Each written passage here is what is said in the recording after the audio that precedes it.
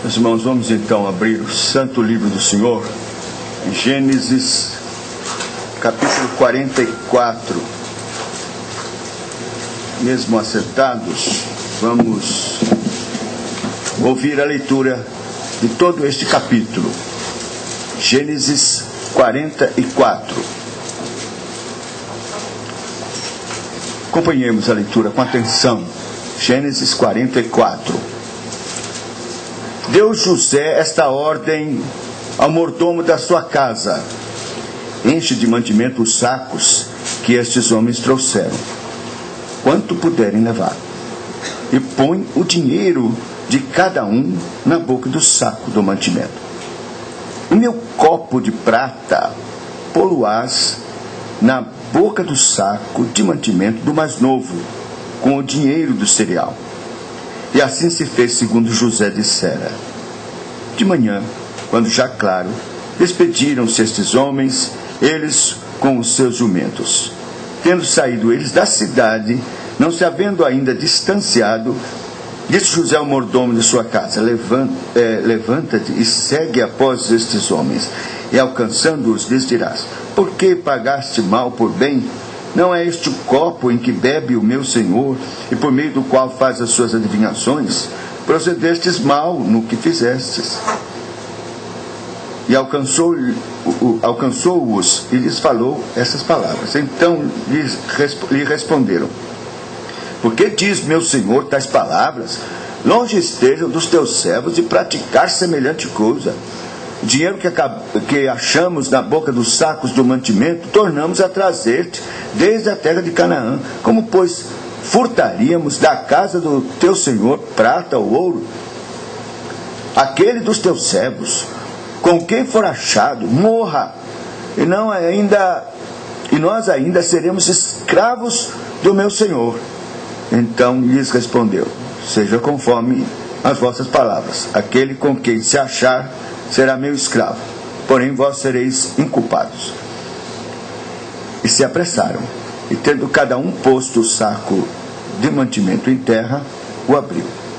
O mordomo os examinou, começando do mais velho e acabando no mais novo, e achou-se o copo no saco de mantimento de Benjamim. Então rasgaram as suas vestes e, carregados de novo os jumentos, tornaram à cidade. Chegou Judá com seus irmãos à casa de José, e ainda estava ali, prostraram-se em terra diante dele. E disse-lhe José: que é isto que fizestes? Não sabieis vós que tal homem como eu é capaz de adivinhar? Então disse Judá: que responderemos a meu senhor? Que falaremos? E como nos justificaremos? Achou Deus a iniquidade dos teus servos. Eis que somos escravos do meu senhor, tanto nós como aquele em cuja mão se achou o copo. Mas ele disse: não, longe de mim que eu tal faça. O homem em cuja mão foi achado o copo, esse será meu servo. Vós, no entanto, subi em paz para o vosso pai. Então Judá se aproximou dele e disse: senhor meu, rogo-te, permite que teu servo diga uma palavra aos ouvidos do meu senhor, e não se acenda a tua ira contra o teu servo, porque tu és como o próprio Faraó. Meu senhor perguntou a seus servos: tendes pai ou irmão? E respondemos a meu senhor: temos pai, já velho, e um filho de sua velhice, o mais novo, cujo irmão é morto. Só ele ficou de sua mãe, e seu pai o ama. Então disseste a teus servos: trazei-mo para que ponha os olhos sobre ele. Respondemos a meu senhor: o moço não pode deixar o pai, se deixar o pai ele morrerá. Então disseste aos teus servos: se vosso irmão mais novo não descer convosco, nunca mais me vereis o rosto. Tendo nós subido a teu servo, meu pai, e a ele repetido as palavras de meu senhor, disse nosso pai: voltai, comprai-nos um pouco de mantimento. Nós respondemos: não podemos descer, mas se o nosso irmão mais moço for conosco, desceremos, pois não podemos ver a face do homem se este nosso irmão mais novo, mais moço, não estiver conosco. Então nos disse o teu servo, nosso pai: sabeis que a minha mulher me deu 2 filhos. Um se ausentou de mim, e eu disse: certamente foi despedaçado, e até agora não mais o vi. Se agora também tirardes este da minha presença, e lhe acontecer algum desastre, fareis descer as minhas cãs com pesar à sepultura. Agora, pois, indo eu até o servo, meu pai, e não indo o moço conosco, visto a sua alma estar ligada com a alma dele, vendo ele que o moço não está conosco, morrerá. E teus servos farão descer as cãs do teu servo, nosso pai, com tristeza à sepultura. Porque teu servo se deu por fiador por este moço para com o meu pai, dizendo: se eu o não tornar a trazer-te, serei culpado para com o meu pai todos os dias. Agora, pois, fique teu servo em lugar do moço, por servo do meu senhor. E o moço que suba com os seus irmãos. Porque como subirei a meu pai, se o moço não for comigo, para que não veja eu o mal que a meu pai sobrevirá. Vamos orar. Nosso Deus, sabemos que a tua palavra é tão maravilhosa, tão rica.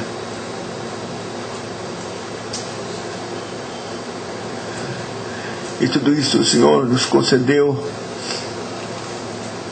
para falar ao nosso coração,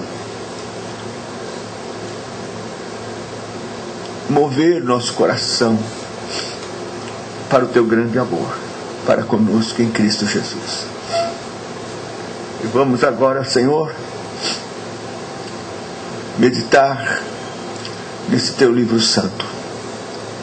E pedimos, ó Senhor, que tu nos des graça, fales ao nosso coração, revelando-nos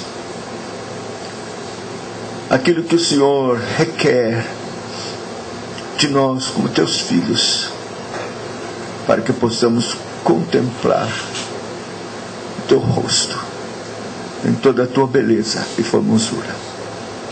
E Jesus Cristo seja revelado a nós. Oh Deus, tem compaixão. Suplicamos assim no nome santo do Senhor Jesus. Amém. Meus irmãos, nós estamos estudando esta história e cada vez mais sentimos nosso coração apertar. É uma história tão comovente, tão maravilhosa. E eu me comovo cada vez que leio. Quantas vezes ler, mesmo à mesma hora, eu me comovo de toda forma.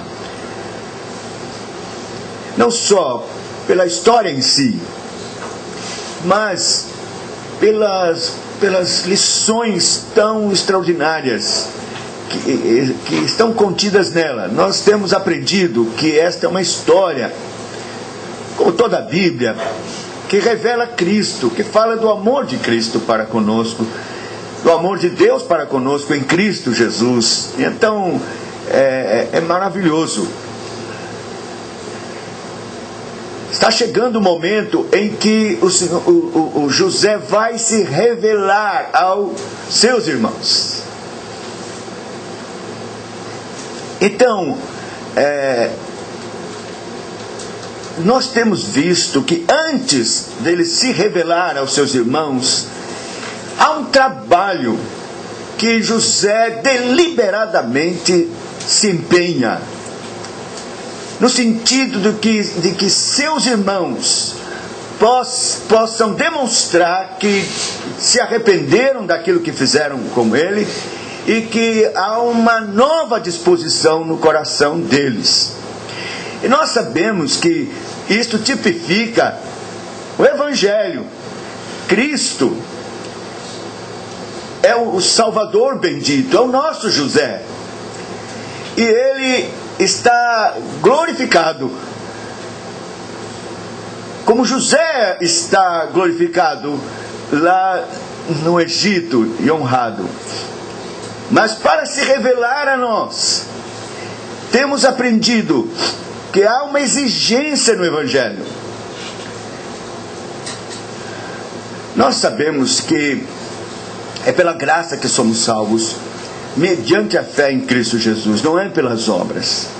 No entanto, a graça de Deus opera na vida do pecador para que ele produza os frutos, para que ele produza esse fruto digno de arrependimento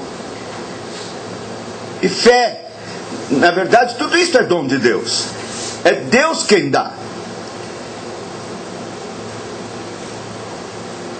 Mas o Senhor não diminui as exigências do Evangelho.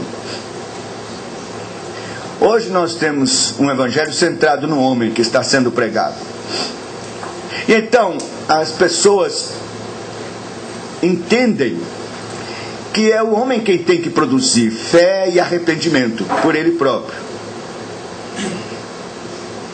Então, sabendo que o homem tem grande dificuldade de produzir essas coisas, o que os pregadores têm feito é diminuir as exigências do Evangelho, torná-lo mais acessível, mais fácil, palatável, agradável, para que as pessoas possam então se interessar e querer seguir a Cristo. Mas nós sabemos que na palavra de Deus é o contrário. Seguir a Cristo não é fácil. As implicações do que significa seguir a Jesus são seríssimas. O Senhor Jesus diz: com esforço se apropria do reino. Então, o Senhor Jesus nunca diminuiu isso. Sempre colocou dificuldades e mostrou e expôs que não era fácil segui-lo. Quando alguém disse: seguir-te-ei, Senhor, por onde quer que andares, ele disse: as aves dos céus têm ninhos, as raposas dos seus covis, mas o Filho do Homem não tem onde reclinar a cabeça. Então nós temos aprendido aqui que há um trabalho ingente da parte do Senhor, do Espírito, para levar o pecador ao arrependimento. Vocês devem se lembrar quando falamos daquela Guerra Santa de John Bunyan, como foi difícil para que aqueles habitantes da cidade de Albumana pudessem se apresentar de forma verdadeiramente arrependida, até que o Senhor, o príncipe Emanuel, visse que de fato eles alcançaram um verdadeiro arrependimento e olhou para eles. Então, nós temos ensinado isso. E vemos aqui, nesse capítulo que lemos, o teste final. O teste final de José. Ele aflige Benjamim para ver até que ponto seus irmãos haviam de se arrepender, ou que de fato tiveram já arrependido do mal feito para com ele, e até que ponto havia mudança de atitude no coração deles. Então, da mesma forma, Cristo, antes de revelar-se em toda a sua plenitude como Salvador para nós, Ele exige de nós arrependimento, renúncia de nós mesmos e uma demonstração de disposição de amor, não só por Deus, mas também pelo próximo. E é isso que nós vamos ver aqui. Primeiro, arrependimento. Veja que José arquiteta este plano de devolver o dinheiro, de colocar o copo no saco de mantimentos de Benjamim, sem que eles soubessem. E assim eles estão indo, já estão voltando, e então ele manda o mordomo lá. e diz: olha, por que é que vocês fizeram isso? E roubaram um copo do Senhor, e retribuindo o bem que ele fez com o mal. O que é isso? E eles então disseram: que de maneira nenhuma. Como nós furtar? Nós até devolvemos o dinheiro da outra vez. Não, de forma nenhuma. Olha, nós vamos ser escravos. Pode ter certeza que não fizemos isso. Meus irmãos, o arrependimento não pode vir acompanhado desta autoconfiança. Ainda que a sua consciência não lhe acuse, e você não consegue encontrar alguma coisa específica, algum pecado, você não pode confiar na sua própria consciência e no seu próprio coração. Nós somos indulgentes conosco mesmos, mas Deus conhece o coração. Deus sonda o coração. Deus perscruta os escaninhos do nosso coração. Nada escapa ao seu olhar santo. Assim, quando Deus sonda o coração, é que então aparecem lá as coisas ocultas que não temos prontamente na nossa consciência, mas que estão lá no coração. Na verdade, o que o Senhor queria aqui, ou o que José queria aqui, não é que eles fossem conscientizados de desonestidade e roubo, no sentido do copo, porque de fato eles não haviam roubado o copo, mas eles haviam roubado muito mais naquilo que fizeram quando o entregaram. O dinheiro que eles receberam da venda tão espúria dele para aquela caravana de mercadores. Esta desonestidade não estava na boca do saco, estava no fundo do coração deles.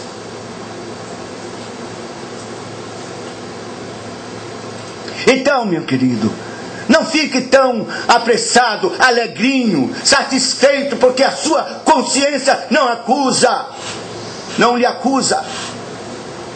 Há misérias no fundo do seu coração, que Deus sabe muito bem e conhece, e que precisa aflorar, e que você então venha se prostrar, reconhecido da sua miserabilidade. Deus tem na memória nossos pecados, não adianta ocultá-los. Deus os conhece muito bem.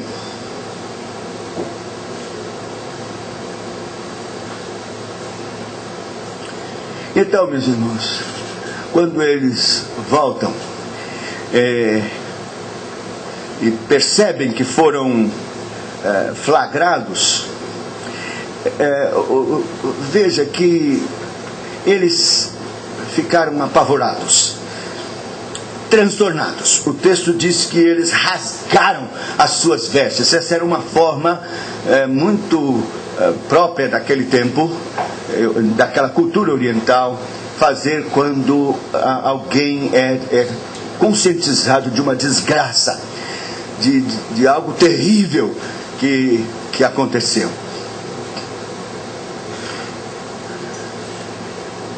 Agora, por que eles ficaram assim? Eles poderiam dizer: não, nossa consciência não nos acusa, esse copo não pegamos, isto é alguma outra, uma artimanha de alguém, não fizemos isto. Mas eles prudentemente se calaram contra isso. E algo mais lindo e glorioso estava acontecendo no coração deles. Veja o verso 16. A palavra de Judá, que toma a palavra em nome deles. Então disse Judá: que responderemos a meu senhor? Que falaremos? E como nos justificaremos achou Deus a iniquidade dos teus servos. Achou Deus a iniquidade dos teus servos. Meus irmãos, aqui está muito claro. Judá está aqui absolutamente certo de que tudo estava acontecendo por causa especialmente de uma iniquidade. Achou Deus a iniquidade dos teus servos. Certamente ele está aqui se referindo àquele pecado que sempre os atormentara, e que agora eles estavam absolutamente certos de que Deus estava cobrando, pesando a mão, e que tudo aquilo estava acontecendo exatamente por causa daquela iniquidade. E então ele diz: que falaremos? Verso 16: que responderemos? Que falaremos? Como nos justificaremos? Meus irmãos, é assim que o pecador precisa estar diante de Cristo antes que ele se revele. Mudo, calado, sem nenhuma justificativa, cônscio da sua iniquidade, vil diante de Deus. Veja Romanos capítulo 3, versículo 19.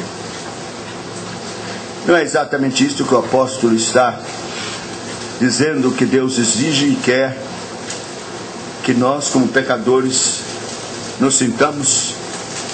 Romanos capítulo 3, versículo 19. Ora, sabemos que tudo o que a lei diz, aos que vivem na lei o diz, para que se cale toda a boca e todo mundo seja culpável perante Deus, visto que ninguém será justificado diante dele por obras da lei, em razão de que pela lei vem o pleno conhecimento do pecado. Calado,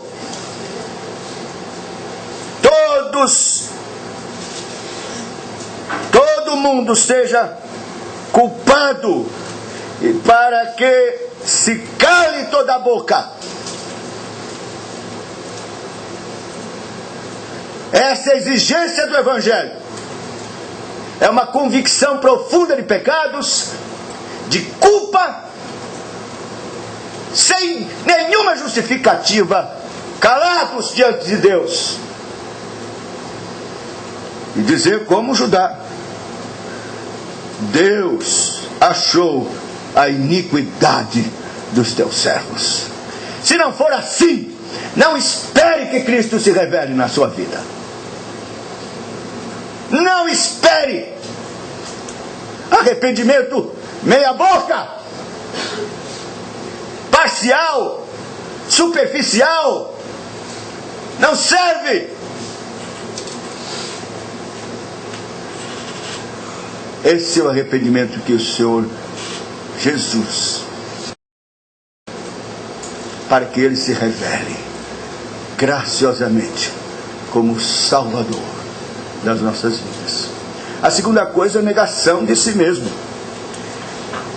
Veja que no verso 33, Judá diz assim: agora, pois, fique teu servo em lugar do moço por escravo do meu Senhor. Isso é negar-se a si mesmo. Veja que renúncia da sua própria vida. Judá era casado, tinha filhos,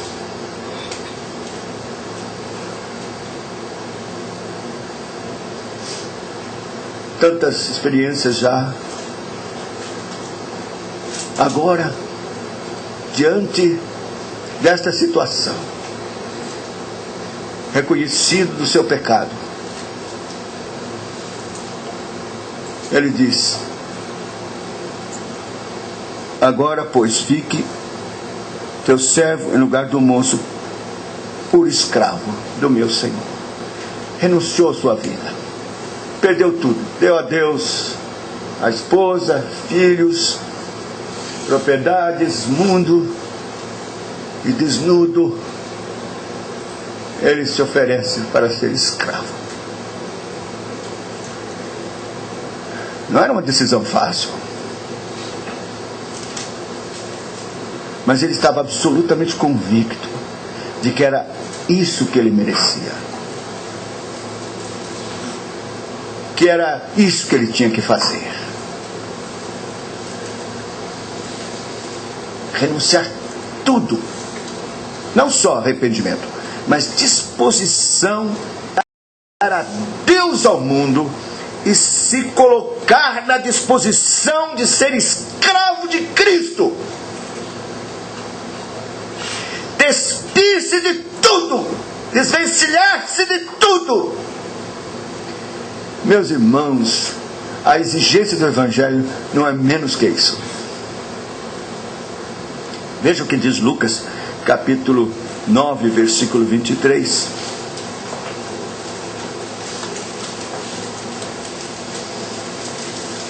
Lucas 9, 23.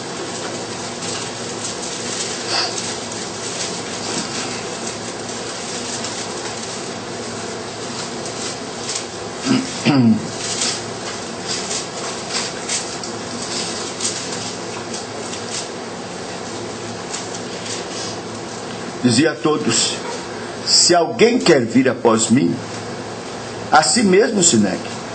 Dia a dia tome a sua cruz e siga-me.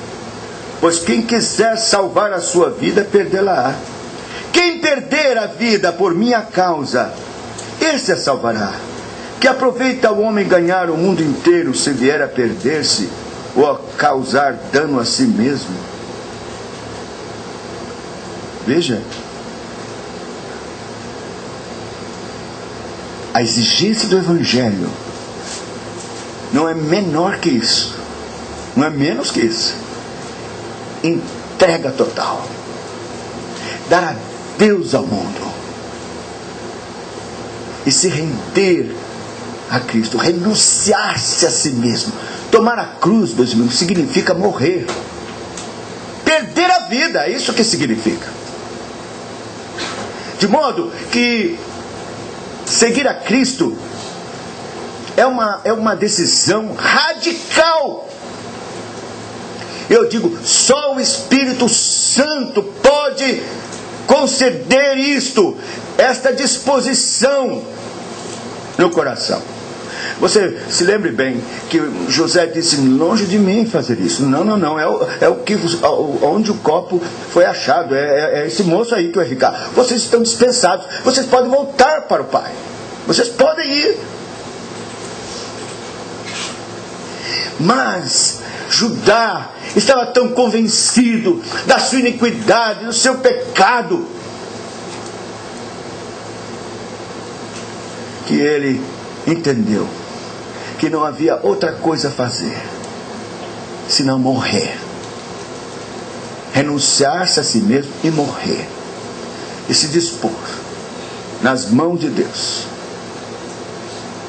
Evidentemente que ele está fazendo aqui uma disposição de morte, simplesmente porque está convencido de que Deus está cobrando isso dele e que ele merece esse juízo. E ponto final. Mas não é esse o nosso caso. Nós, além de sabermos que somos miseráveis pecadores e que temos que de fato renunciarmos a nós mesmos e nos dispor para servir a Cristo, entregar nossa vida, nós ainda temos a visão clara que o Espírito Santo nos dá pela própria pregação do Evangelho, que temos em troca vida abundante, vida em Cristo, paz, alegria, gozo do Espírito Santo e a vida eterna. Por que é tão difícil nos desvencilharmos de nós mesmos, tomar a cruz, assumir nossa morte, dar a Deus ao mundo, dispostos a seguir a Cristo e sermos escravos dele, diante de tantas promessas santas e gloriosas que Deus tem para nós. Só uma obra de resistência maligna e carnal em nós mesmos, para resistirmos a esta troca tão feliz, tão alvissareira, tão maravilhosa. Mas a nossa esperança é de que o Espírito Santo faça isso. Na minha vida, na sua vida. E eu quero que você saiba que enquanto isso não acontecer, Cristo não irá se revelar a você. Os comentaristas aventam a possibilidade dos irmãos fazerem o seguinte: então tudo bem, e irem embora e deixar Benjamim lá.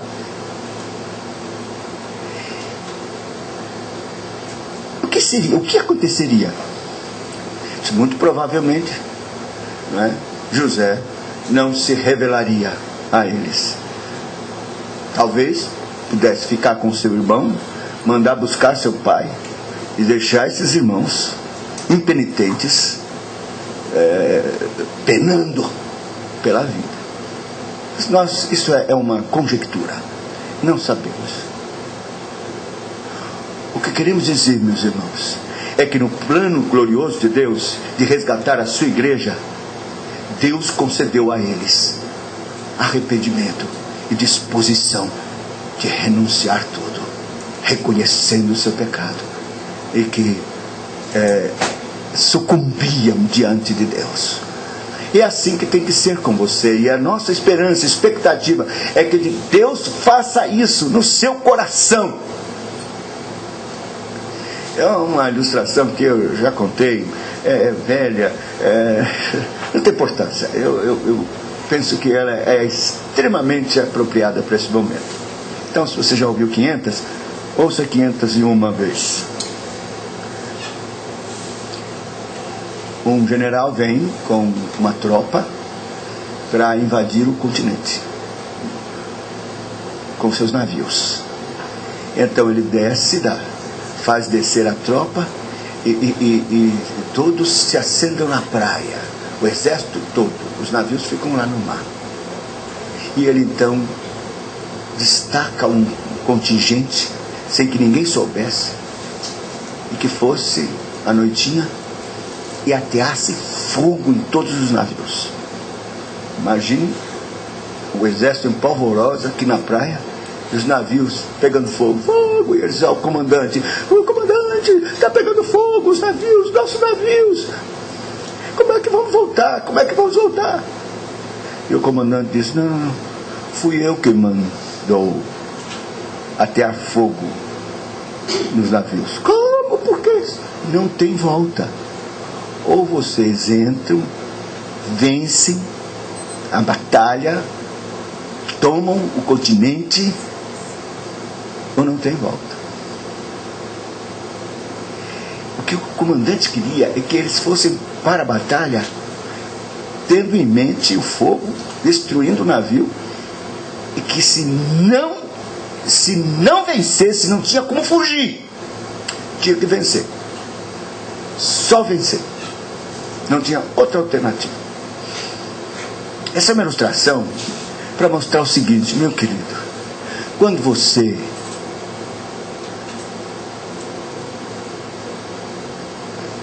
vem para seguir o Evangelho, ou é convidado para seguir o Evangelho, só tem uma alternativa: queimar os barcos que levam você de volta para o mundo. Esse negócio de ficar na igreja e pegar o barquinho, voltar para o mundo, depois vir de novo para a igreja, e o barquinho lá, você volta e vai, vem e volta, não está com nada. Queime esse barco, queime, bote fogo, acabou, dê adeus ao mundo, agora é Cristo, só Cristo, nada mais que Cristo.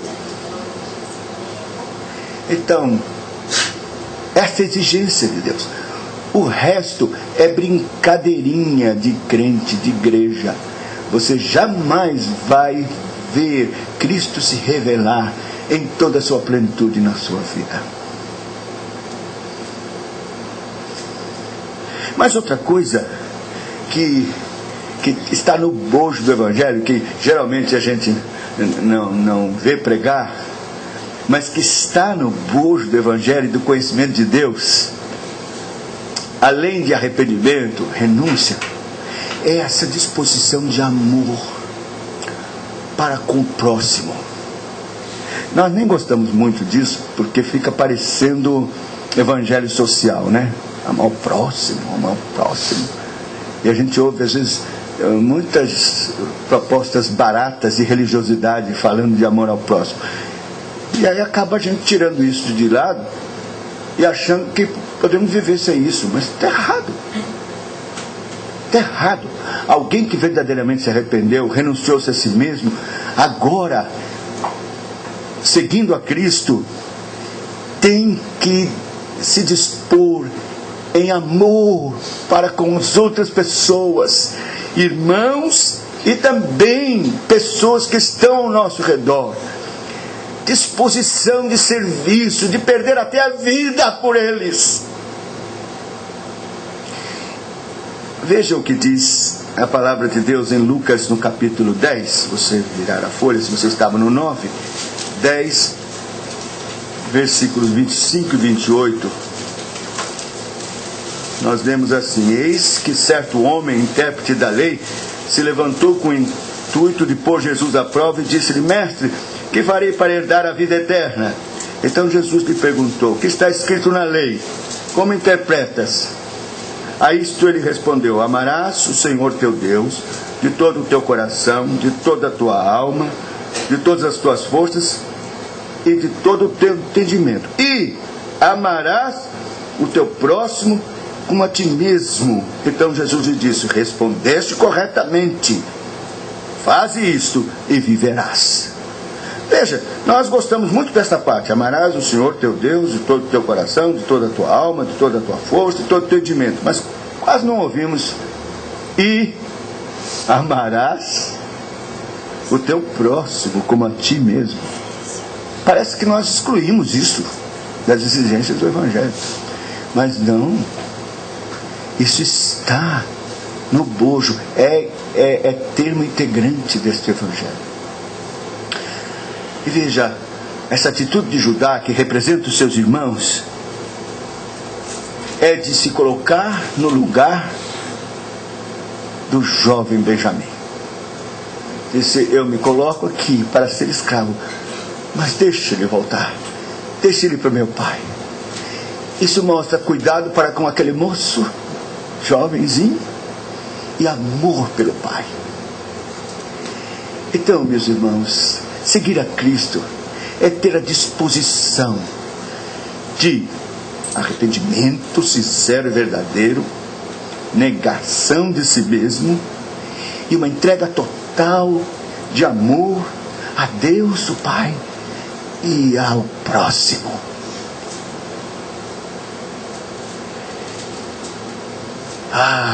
Quando isto acontece, o Espírito Santo de Deus opera no nosso coração desta forma, então Cristo se revela em toda a sua plenitude e glória. Amor pelas almas perdidas. O que você tem feito? Qual o sacrifício que você tem feito para a salvação de outras pessoas? Qual é o amor que você tem demonstrado por até queridos, mas outros que você nem conhece e que estão sofrendo, perdidos, e que estão sob o risco de morte? Na verdade, a pena que pairava sobre Benjamim era de morte.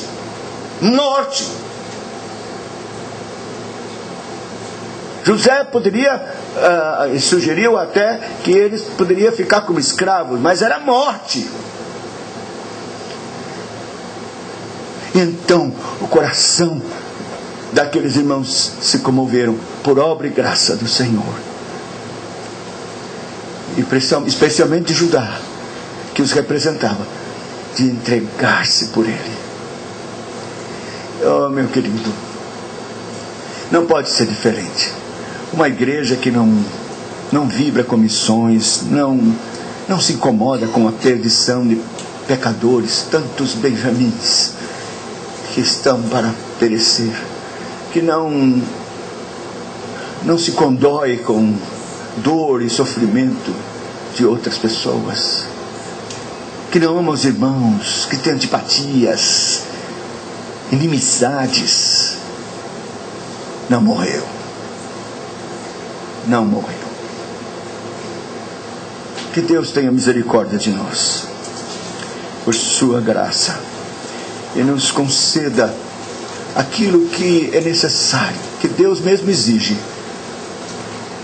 e produz em nós por sua graça, a fim de que nós possamos ver Cristo se revelar em toda a sua glória, em todo o seu poder e plenitude, diante dos nossos olhos, para nosso gozo e nossa alegria. E é o assunto do próximo sermão, momento magistral em que José se revela com lágrimas e choro aos seus irmãos, e os abraça e os beija eternamente no pescoço. É assim que Cristo faz, é assim que Cristo quer fazer. Que o Senhor nos conceda a graça de podermos experimentar esta bênção. Que Deus nos abençoe.